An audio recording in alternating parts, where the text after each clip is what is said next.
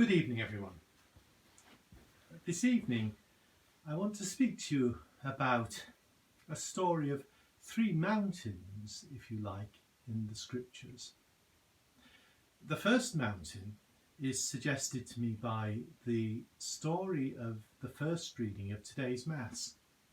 It's a story from the book of Genesis, the story of how Abraham, who for many, many years was not able to produce a child, was eventually given as a gift of God in his old age a son, Isaac. And Isaac was the light of his life, his only child.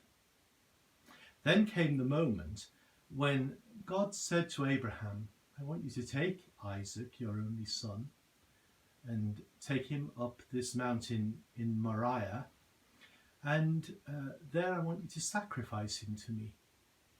A very, very terrible thing.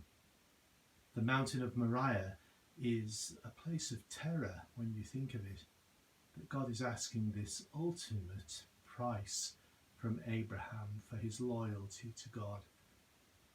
And just at the moment when Abraham, actually having agreed to go through with the thing, raises his hand to strike his son, God stays his hand. He doesn't let him go through with it. And looking around, Abraham sees, caught in a thicket by its horns, a ram. God has provided a substitute sacrifice. The ram can be sacrificed to God.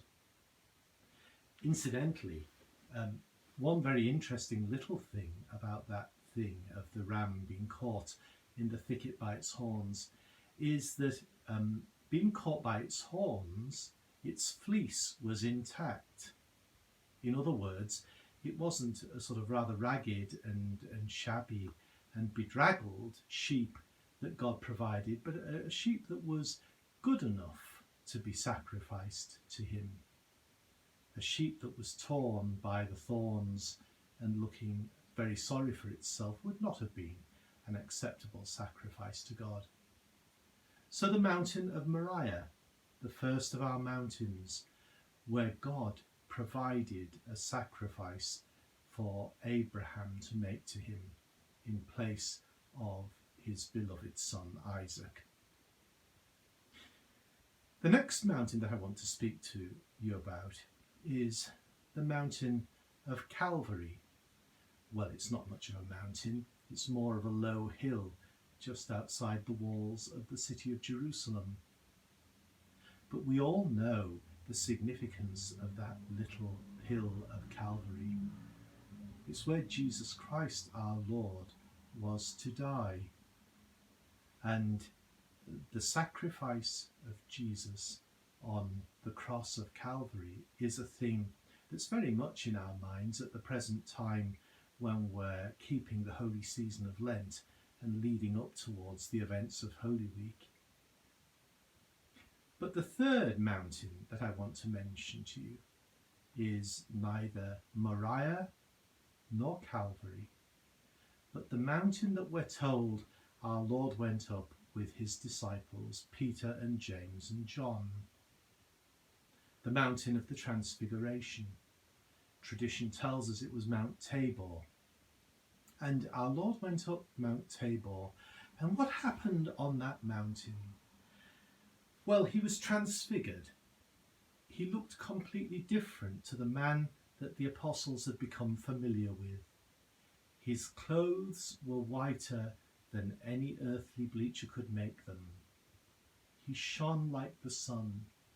He was seen talking to these great figures of Israel's past, Moses the lawgiver and Elijah the prophet. And he was therefore revealed in a sort of heavenly guise. Cast your mind back to Mount Moriah and how important it was that the ram had been caught in the thicket by its horns and not by its fleece, that it was a worthy sacrifice for God. In point of fact, from Abraham's time, 1800 years before our Lord, to our Lord's time, countless thousands of rams and sheep and cattle had been sacrificed to the Lord.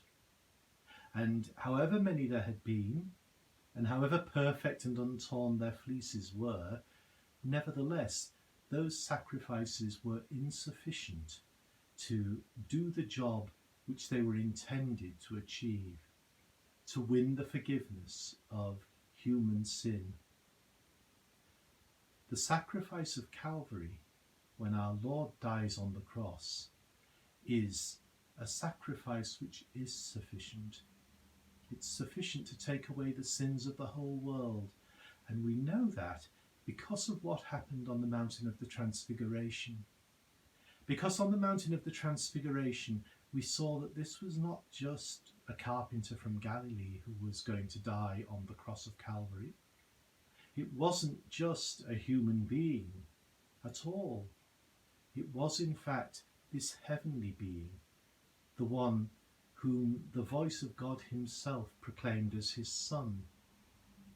And you see, we are beginning the season of Lent, or we're some way into the season of Lent now, preparing ourselves for Holy Week and the remembrance of all the events that won our salvation. And isn't this the marvellous truth? That God, who would not let Abraham sacrifice his only son, nevertheless is prepared to sacrifice his Son for us. It's the most graphic, the clearest image of the unbounded love that God has for us. And you and I are the beneficiaries of that love.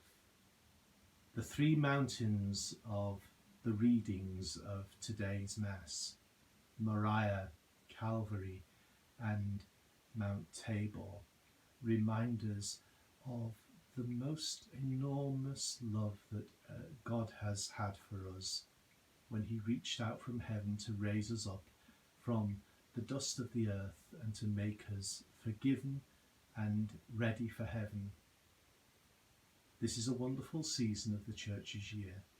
Let us enter into it and embrace the fact of our salvation, the glorious fact of our salvation.